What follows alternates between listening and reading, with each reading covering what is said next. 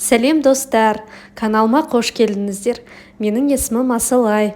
Бүгін сіздермен слезы ангела деп аталатын пирогты дайындайтын боламыз. Бұл пирогтың дайындалу жолы өте оңай. Бір жасағаннан керемет шығады. Әрі сондай дәмді, сочный.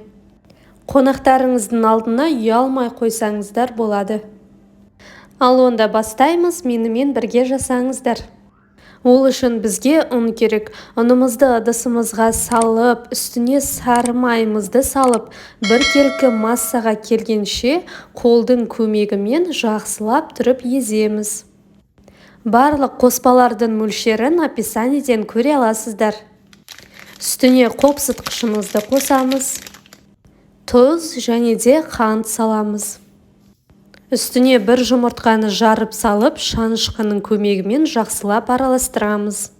Өте жұмсақ, қолға жабысатын қамыр дайын болады. Келесі үстелге ұн сеуіп, қамырды біраз аунатамыз. Бетін жауып, тоңазытқышқа қоямыз. Осы уақытта салмасын дайындаймыз. Ол үшін 4 жұмыртқаның үстіне қантымызды саламыз, қаймағымызды саламыз.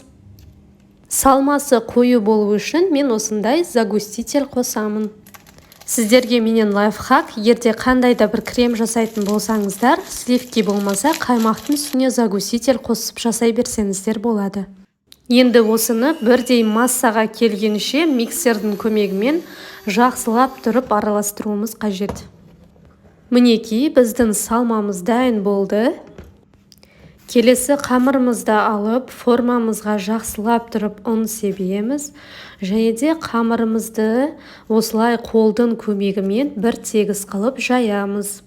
Шеттерін шанышқымен тегістейміз, үстіне салмамызды құямыз.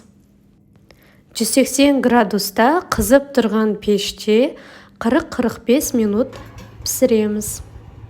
Келесі соңғы процесс, жұмыртқаның ақуызы мен сарыуызын бөліп аламыз. Ақуызын ыдысқа құямыз. Сарыуыздың қосылып кетпеуіне мән береміз. Үстіне 4 қасық қант қосамыз. Енді осыны миксердің көмегімен 10-15 минуттай жақсылап араластыруымыз қажет. Түсі ақ түске өзгеріп, көлемі ұлғаюы қажет. Дайын болғанын ыдысты төңкеріп тексереміз. Егер де төмен қарай ағып кетпесе, онда дайын деген сөз. Осы уақытта біздің пирогымыз да пісіп шықты. Үстіне қоспамызды құйып, бір келкі етіп бетін тегістейміз. Қасықтың көмегімен үстінен осындай тамшылар жасаймыз. Енді 160 градуста 15 минут пеште пісіріп аламыз. Біздің пирогымыз дайын болды. Астарыңыз дәмді болсын. Менің рецептіммен жасап көріңіздер. Каналыма тіркеліп лайк басуды ұмытпаңыздар.